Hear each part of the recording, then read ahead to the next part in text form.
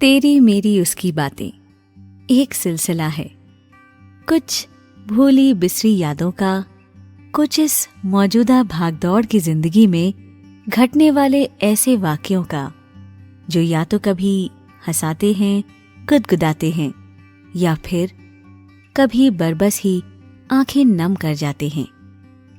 ये सिलसिला है आपकी, मेरी या फिर उन जानी पहचानी हस्तियों की जिंदगी से लिए हुए कुछ खास ऐसे पलों का जो भले ही बिन कहे चुपचाप होकर गुजर गए, लेकिन जिंदगी की इस किताब के पन्नों पर कुछ छाप जरूर छोड़ गए।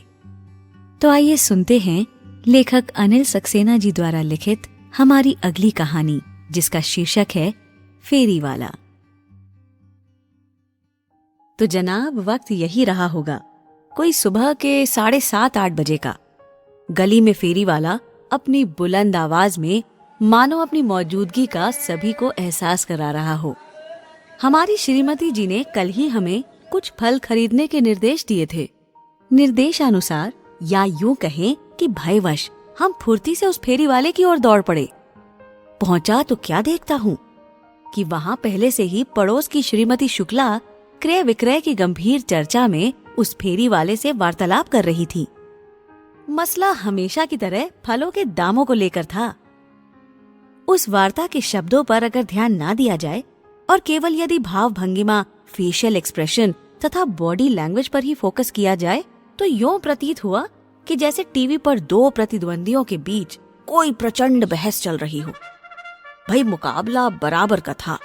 जहां एक ओर मिसेस शुक्ला बार्गेनिंग के विषय में शायद बचपन से ही पीएचडी किए हुए थी, वहीं अनपढ़ लेकिन एक घिसा हुआ कुशल योद्धा सा वह सेल्समैन भी बराबर का मोर्चा संभाले हुए था।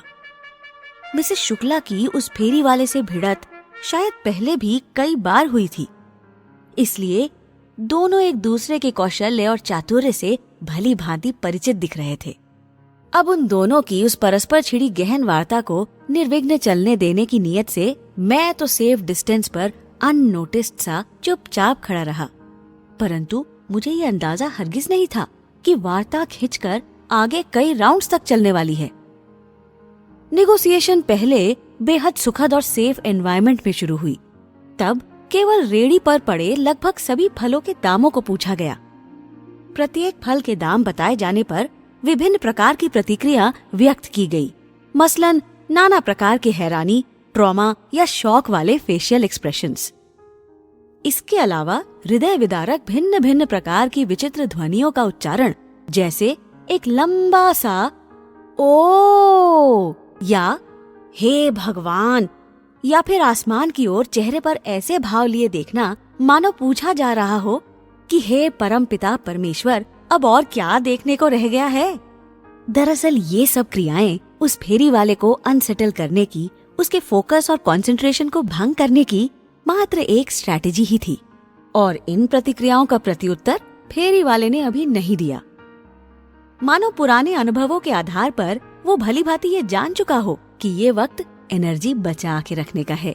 इसलिए एक तटस्थ योगी, एक शांत मैच्योर विचारक सा उसने अपना चेहरा एक्सप्रेशनलेस बनाए रखा।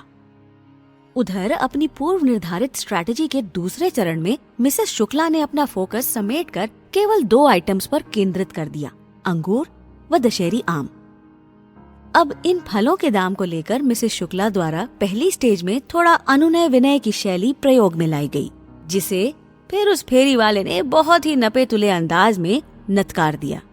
तो इस पर बिना विचलित हुए मिसेस शुक्ला ने पुनः गुहार लगाई। उन्होंने साधारणतः उन फलों के कम दामों पर उपलब्ध होने का वास्ता दिया। अब क्योंकि ये एक पारंपरिक या यूं कहें कि ट्रेडिशनल प्रयोग था, तो इसका उचित रिस्पॉन्स फेरी वाले ने बखूबी दे दिया। अब बात बनते ना देख मिसेस शुक्ला थोड़ा सा अग्रेसिव स्टांस में आ गई। कई तरीके के आरोप उस फेरी वाले पर दाग दिए, जिनमें से प्रमुख था उस फेरी वाले का हमेशा ही महंगे दाम लगाना। तो इस पर सभी आरोपों को सिरे से खारिज करते हुए फेरी वाले ने भी अपने पक्ष में कई दलीलें रखी और चुनौतियां भी। दलील ये कि उसके फलों की क्वालिटी नंबर 1 है, और चुनौती ये कि इससे सस्ते दामों पर कोई दूसरा ये फेरी वाला दे ही नहीं सकता। फिर नपे तुले अंदाज में फेरी वाले को अगले चरण में प्रलोभन दिए गए। मसलन ज्यादा मात्रा में फल खरीदने पर सस्ते दाम लगाए जाने की डिमांड। जनाब, अब इस पूरे सीन में क्या क्या नहीं देखने को मिला। बायर सेलर मार्केट, डिमांड और सप्लाई के सिद्धांत, negotiation skills, objection handling, facial expressions, body language, यहाँ तक कि आवाज की मॉड्यूलेशन और पिच, ये सभी गहन विषयों से होकर गुजरती ये वार्ता अब फाइनल राउंड पर पहुंचती नजर आने लगी। दोनों ही प्रतिद्वंदियों के हाव भाव, मुख मुद्रा, शारीरिक व सांकेतिक भाषा स्पष्ट कर रही थी कि वह किसी एक बिंदु पर सहमति जता चुके हैं। लिहाजा नए निर्धारित दामों पर आपसी सहमति से फलों की तय मात्रा में सौदा संपन्न हुआ और अब दोनों ही पार्टीज के चेहरे पर संतुष्टि के भाव थे। एक तरफ मिसेस शुक्ला ने कम कराए हुए दाम चुकाने के बाद फोकट में हरी मिर्ची और धनिया घसोट लिया था और दूसरी ओर फल वाले ने हमेशा की तरह न केवल कम तौला था बल्कि लिफाफे में चुपके से कुछ खराब अंगूर भी चिपका दिए थे।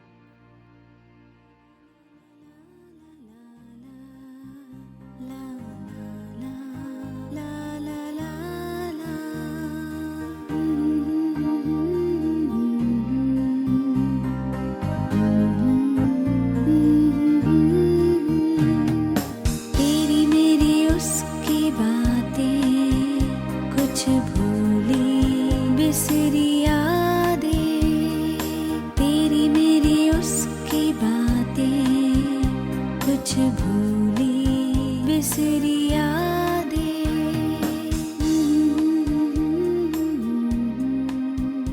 कुछ भूली बिसरी यादें।